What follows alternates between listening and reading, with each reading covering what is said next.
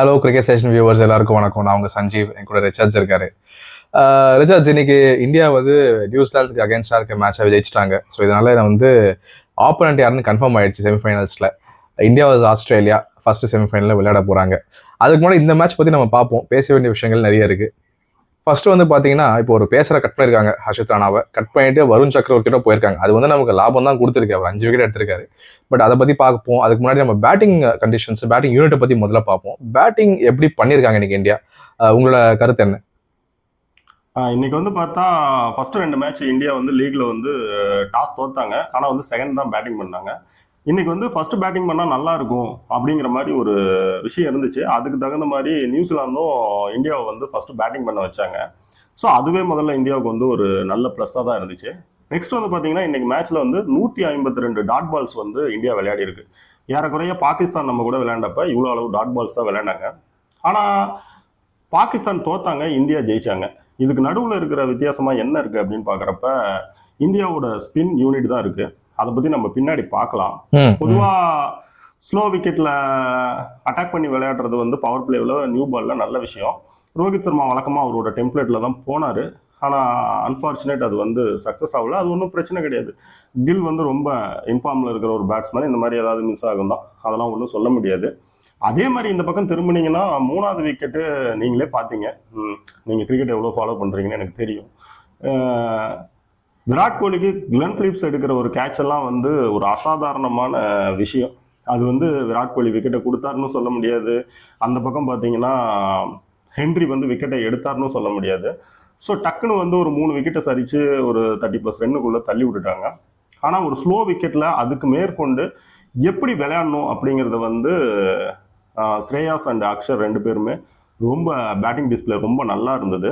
ரொம்ப முக்கியமாக ஒன்று என்னன்னு கேட்டிங்கன்னா, நம்மக்கிட்ட இருக்க பவுலிங் யூனிட் என்ன குவாலிட்டியில் இருக்குது, பிச் என்ன கண்டிஷனில் இருக்குது, இதுக்கு என்ன டோட்டல் சரியாக இருக்கும் அப்படின்ற அந்த கெஸ் பண்ணுற அந்த குவாலிட்டி ஒரு டீம் மேனேஜ்மெண்ட்டுக்கு இருக்கணும்.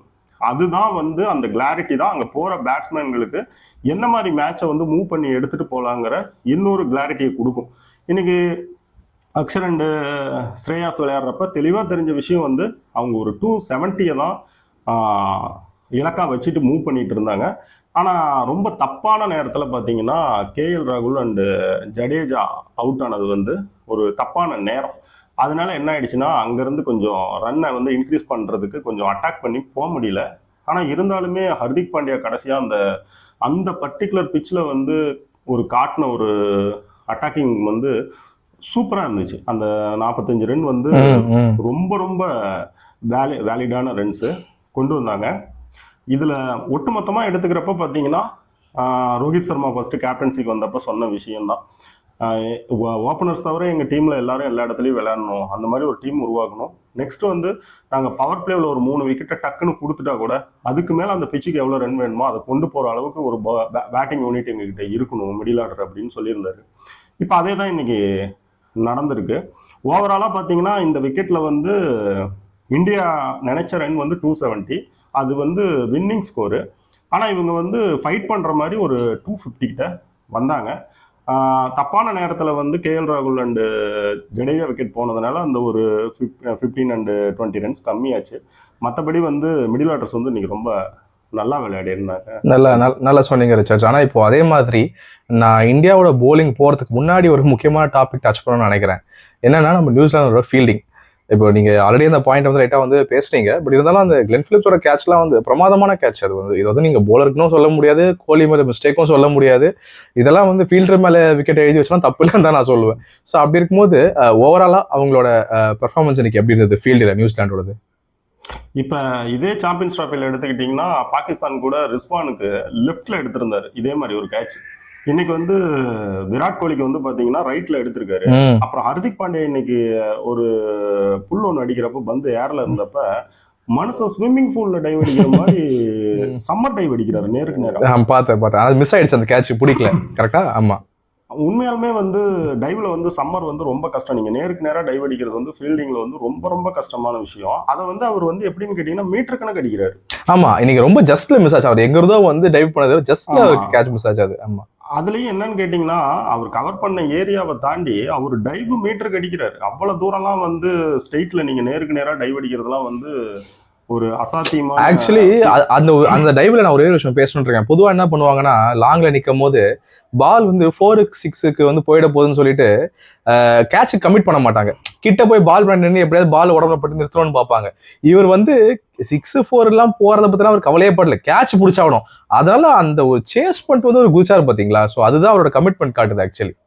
நாம இந்த பக்கம் திரும்பி பார்த்தாலுமே வந்து பாத்தீங்கன்னா அந்த செட் ஆகியிருந்த டைமுக்கு வந்து பாத்தீங்கன்னா அக்ஷர் படேல் அவுட் ஆனது கூட ஒரு தப்பான நேரத்தில் அவுட் ஆனது தான்.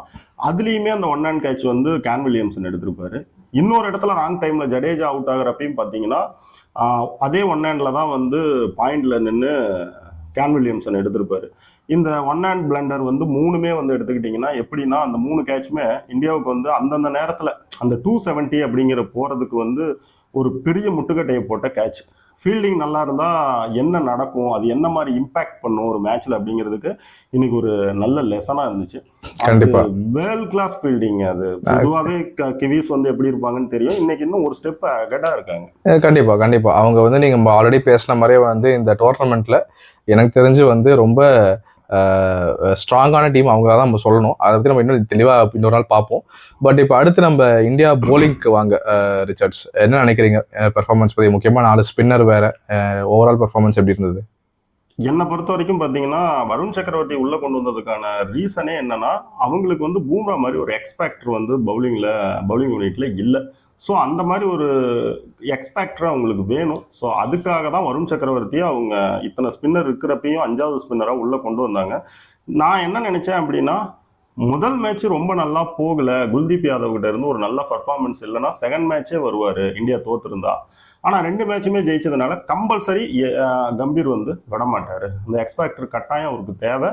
ஸோ உள்ளே கொண்டு வருவார் அப்படிங்கிற நம்பிக்கை இருந்துச்சு. நான் எழுதி கூட இருப்பேன். ஸோ வந்து இன்னைக்கு அதே மாதிரி கொண்டு வந்தாங்க. 2 சான்ஸ் இருந்துச்சு. ஒன்று வந்து என்னன்னு பார்த்தீங்கன்னா ஸ்பின்னை வந்து ரொம்ப நல்லா விளையாடுற நியூசிலாந்து கிட்ட வந்து பார்த்தீங்கன்னா அவங்களுடைய லெஃப்ட் ஹேண்டர்ஸ்க்கு பந்தை வெளியே எடுக்கிற வாஷிங்டன் சுந்தர் அண்ட் வருண் சக்கரவர்த்தி 2 பேர்த்தையுமே டீமுக்குள்ளே போட்டு ஜடேஜா அண்டு முகமது சமிக்கு ரெஸ்ட் கொடுத்து ஹர்ஷித் ராணாவை வச்சுக்குவாங்க அப்படிங்கிற மாதிரி பார்த்தேன். ஆனால் இவங்க என்ன பண்ணியிருக்காங்கன்னா செஞ்சு டிஃப்ரெண்ட்டாக ஒன்று யோசிச்சிருக்காங்க. நாங்கள் நாக் அவுட்ல என்ன மாதிரி ஒரு பிளேயிங் லெவனுக்கு போறதுக்கு அதிக சான்ஸ் இருக்கோ நாங்கள் அந்த பிளேயிங் லெவனையே வச்சு விளையாடி அதோடைய ரிசல்ட் எப்படி இருக்கு அப்படிங்கிறத நாங்கள் பார்த்துக்குறோம் அப்படின்னு சொல்லிட்டு இவங்க வந்து அவங்க யாரை வச்சு விளையாட விருப்பப்படுறாங்களோ அவங்களே கொண்டு வந்து விளையாடி இருக்காங்க. அதாவது ரெஸ்ட்டுங்கிற மாதிரி போகல. ஜடேஜாவுக்கும் ரெஸ்ட் கொடுக்கல, ஷமிக்கும் ரெஸ்ட் கொடுக்கல. நாங்கள் இவங்க 2 பேரையும் விளையாட தான் போகிறோம்.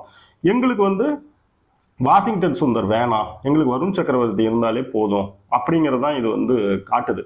ஸோ இதுல இருந்து ஒரு நம்ம புரிஞ்சுக்கிற ஒரு விஷயம் என்னன்னு பார்த்தீங்கன்னா அவங்க நாக் அவுட்டுக்கே வந்து அடுத்து செமிக்கே ஆஸ்திரேலியா கூடயே வந்து இதே பிளேயிங் லெவலில் அதாவது 4 ஸ்பின்னரு, ஒரு ப்ராப்பர் ஃபாஸ்ட் பவுலரு அண்ட் ஒரு ஃபாஸ்ட் பவுலிங் ஆல்ரவுண்டர் இப்படின்னு போகிறதுக்கான அதிக சான்சஸ் இருக்கு அப்படின்னு கூட நம்ம எடுத்துக்கலாம். ஓகே ரிச்சர்ட்ஸ், நம்ம மேலும் வந்து இப்போ நீங்கள் சொன்ன அதே பாயிண்ட்டை வந்து இன்னும் விரிவாக நம்ம இந்தியா வர்சஸ் ஆஸ்திரேலியா ப்ரிவியூ மேட்ச்ல வந்து நம்ம பார்ப்போம், வீடியோவில் பார்ப்போம். இதில் இன்னொன்று சொல்ல வேண்டிய ஒரு முக்கியமான விஷயம் என்னன்னு கேட்டிங்கன்னா இன்னைக்கு ஒரு ஸ்லோ விக்கெட்டு, ஸ்பின்னுக்கு சப்போர்ட் இருக்கிற விக்கெட்டு, பந்து கொஞ்சம் நல்லா டர்ன் ஆச்சு. இந்த மாதிரி ஒரு விக்கெட்டில் பார்த்தீங்கன்னா ஒரு லெஃப்ட் ஹேண்ட் ஆர்த்தடாக்ஸ் ஸ்பின்னர் அக்சருக்கு வந்து இன்னும் வருண் சக்கரவர்த்தியை கொடுத்துருந்தாரு ரோஹித் சர்மா. அந்த பக்கம் பார்த்தீங்கன்னா இன்னொரு அதே மாதிரியான ஜடேஜாவுக்கு வந்து பார்த்தீங்கன்னா குல்தீப் யாதவ் கொடுத்துருந்தாரு. சேம் அட்டாக் இந்த பக்கமும் அந்த பக்கமும் ஒரு 4 குவாலிட்டி ஸ்பின்னர் ஒரு ஸ்பின்னுக்கு சப்போர்ட்டான இருக்கிற விக்கெட்ல இப்படி அட்டாக் பண்ணாங்களா எப்படி இருக்குன்னு நீங்க பாத்தீங்கல்ல, அது எவ்வளவு ஜாலியா இருந்துச்சு பாக்குறதுக்கு. அதாவது என்ன செஞ்சாங்க அப்படின்னா நீ வந்து உருட்டு ஆனா அடிக்க முடியாது அப்படிங்கிற ஒரு இதை வந்து வச்சுக்கிட்டே இருந்தாங்க. அவங்களால வந்து கேன் வில்லியம்சன் மாதிரியான ஒரு குவாலிட்டி இல்லைன்னா நீங்க அங்க இந்த அவர் அடிச்சு இந்த ஒரு 80 பக்கத்துல இருக்கிற ரன்ஸ் அடிக்க முடியும்னு நினைக்கிறீங்களா? அட்டாக் பண்ணிலாம் நிச்சயமா அடிக்க முடியாது, கண்டிப்பா முடியாது. ரொம்ப வாய்ப்பு ரொம்ப ரொம்ப கம்மி, அடிக்க முடியாது. இதுல இன்னொரு விஷயம் என்னன்னு கேட்டீங்கன்னா பொதுவாக நாமெல்லாம் பேசின விஷயம்தான்.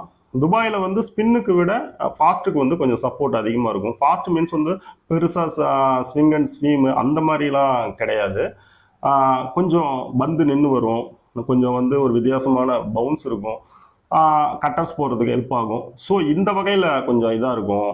அதனால வந்து 3 ஃபாஸ்ட் பவுலர்ஸும் 3 ஸ்பின்னருங்கிறது ஓகே அப்படிங்கிற மாதிரி தான் நம்ம நினைச்சோம். ஆனால் இந்தியன் ஸ்பின்னரோட குவாலிட்டி வந்து அப்படி இல்லை, நாங்கள் இதே விக்கெட்டில் வந்து ஃபாஸ்ட் பவுலரை விட நல்லாவே செய்ய முடியும் அப்படின்னு காட்டியிருக்காங்க. ஸோ வந்து இது வந்து செமிஃபைனலுக்கு இது கண்டினியூ ஆகுமா அப்படின்னா ஆகலாம். ஓகே ரிச்சர்ட்ஸ், அதை நம்ம பொறுத்திருந்து பார்ப்போம். இப்போதைக்கு உங்களோட வியூஸ்க்கு ரொம்ப நன்றி. Thank you Richards. தேங்க்யூ சஞ்சு.